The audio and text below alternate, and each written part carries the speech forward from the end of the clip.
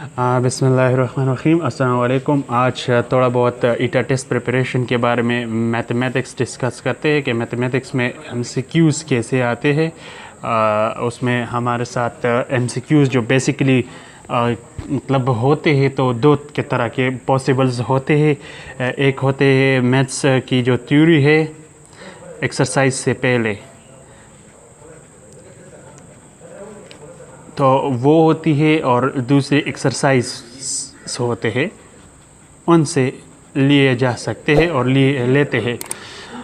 Theory basically बहुत कम ही touch किए जाते हैं, लेकिन अगर कंसेप्ट क्लियर करनी है तो इसे ज़रूर समझना होता है। तो basically theory must read this, इसलिए हमने आपको मैथ्स में थ्योरी इनिशियली पढ़ा दी थी और पढ़ाते भी है और पढ़ाएंगे भी। थोड़ा स्लो आपको समझाएंगे कि कैसे ये सब कुछ करना है।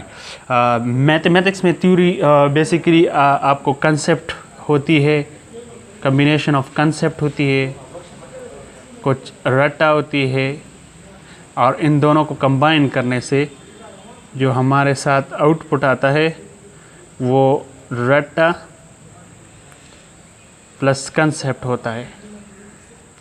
अब हमारे इस सिस्टम में एक मसला है, बहुत बच्चे अक्सर गपशप वगैरह में कहते हैं कि मतलब रट्टा नहीं लगानी चाहिए। ये आपकी सोच की गलत सोच है, क्योंकि आपको फार्मूला याद करने के लिए थोड़ा बहुत रट्टा करनी होती है और उस पर फिर समझने की ज़रूरत होती है। ठीक है,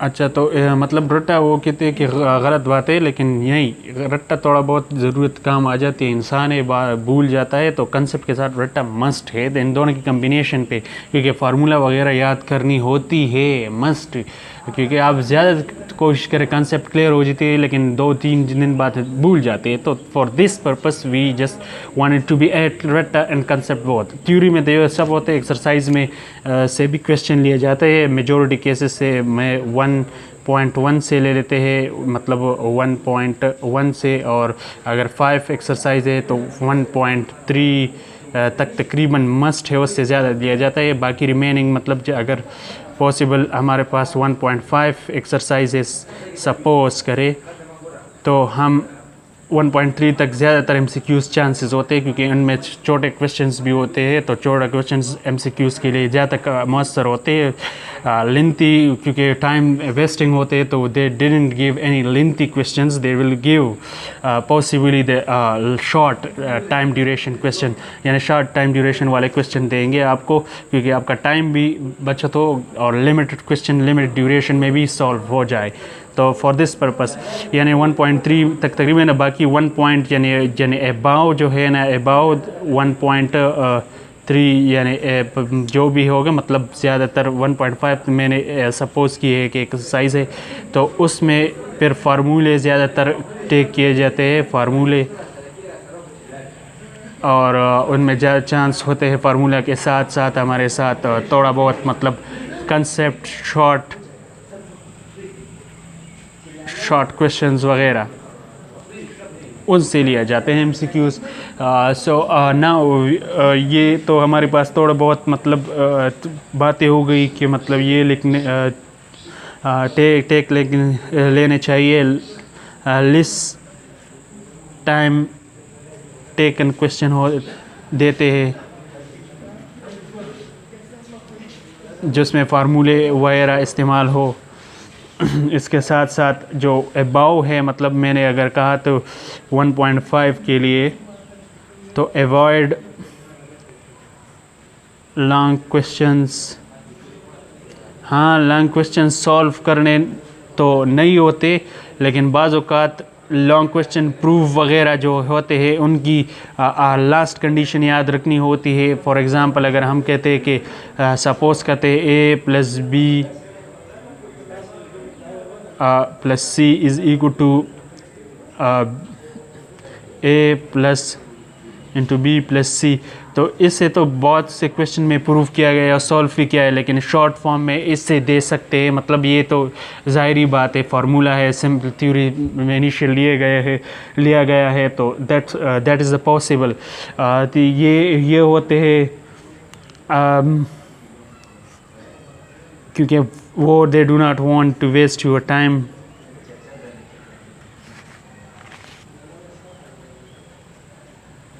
your time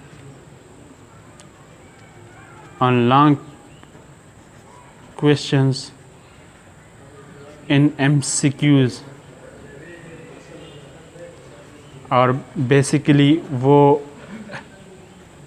कंसेप्चुअल होते हैं।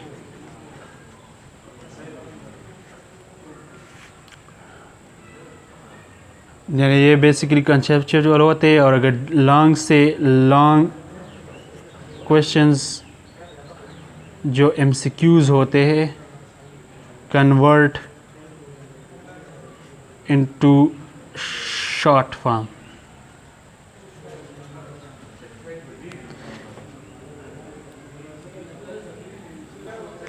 अब हम आते हैं पार्ट 2, यानी यहाँ पे हम MCQs की रेशियो वगैरह, मतलब जितनी पॉसिबिलिटी आपने को कितने सॉल्व करनी चाहिए एटलीस्ट आपको पास करने के लिए। तो हम 200 MCQs होते हैं हमारे पास।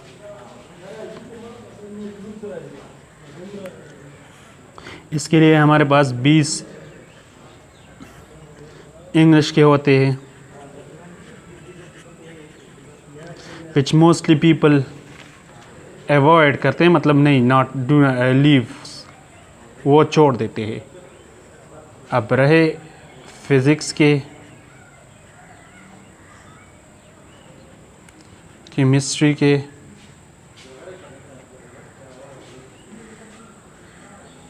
मैथ्स के फॉर इंजीनियरिंग। तो मैथ्स में हम आगे देखते हैं।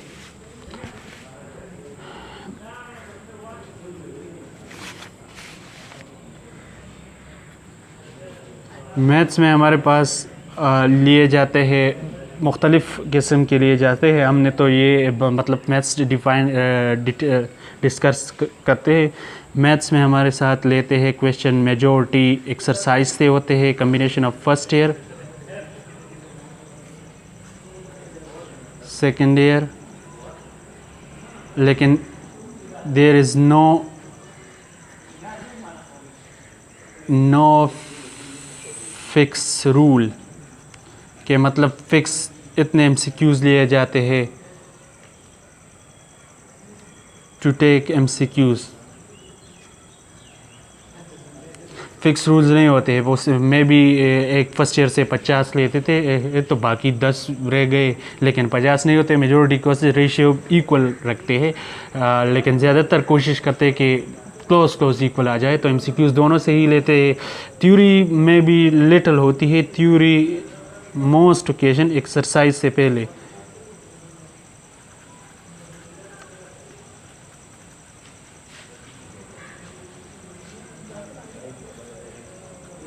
मोस्टली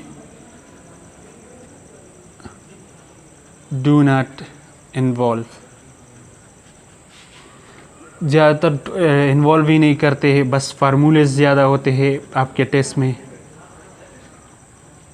इम्पोर्टेंट फार्मूला या जो भी फार्मूला है, ज़रूरी नहीं कि इम्पोर्टेंट हो, माइनर फार्मूलाज भी ले सकते हैं हर लेवल के, क्योंकि आप FSC तक पहुँचे हो। और हमारे कोर्स में ये आप याद रखें कि 9th 10th भी इन्वॉल्व होता है, लेकिन वो बुक में डिस्कस किया होता है, हम लीव करते हैं, टीचर्स नहीं डिस्कस करते। वो कहते हैं कि ये दैट इज़ नॉट इन्वॉल्व। तो वो बुक में है, इन्वॉल्व है, लेकिन आपको थोड़ा डेप्थ में स्टडी करनी होती है, इसलिए क्योंकि आपको रिमाइंड होता है। बाज़ को बात ज़रूरत ही नहीं होती, उन्हें याद होता है, लेकिन फिर भी होता है। तो इसलिए फार्मूलेज होते हैं, एक्सरसाइज क्वेश्चंस होते हैं, एक्सरसाइज फार्मूले भी होते हैं, ठीक है। मेजॉरिटी केसेस में आपको जो ज़्यादातर MCQs लेते हैं, तो वो अब हमारे केस में ज़्यादातर होते हैं अलजेब्रा। जो ज़्यादातर MCQs लेते हैं, वो ज़्यादातर MCQs जो लेते हैं वो एक्सरसाइज जो है ना ट्राइग्नोमेट्री, उससे ज़्यादा लेते हैं ज़्यादातर, क्योंकि उनमें ज़्यादातर प्रूफ के क्वेश्चन होते। सो ये प्रूफ वाले ज़्यादा अक्सर ले आते हैं। उनमें फार्मूले वगैरह अपने ऑप्शन डू नॉट कन्फ्यूजन नहीं होने चाहिए, आपको याद होना, कन्फ्यूजन रिमूव करें, बिल्कुल आपको फार्मूले में कन्फ्यूजन नहीं होनी चाहिए, वरना देयर इज़ अ चांस और मतलब ये भी याद रखें कि थोड़ा बहुत आपको सेंसिटिव रहना है in case solving MCQs. Sensitive इस लिहाज से रहना होगा क्योंकि जो आपको बाज़-औक़ात एमसीक्यूज़ एक सही नज़र आएगी, वो होती ही नहीं है। तो हम डिस्कस करेंगे आने वाले एक्सरसाइज वगैरह में कि आपको क्या करना चाहिए, किसके लिए कैसी तैयारी करनी चाहिए। तो for now, for today that could be enough. Thank you for joining us. अस्सलाम वालेकुम।